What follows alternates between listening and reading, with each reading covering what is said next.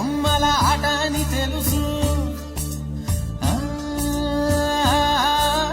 కథ అని తెలుసు, కథ అని తెలుసు, కథలన్నీ కంచికే చేరునని తెలుసు.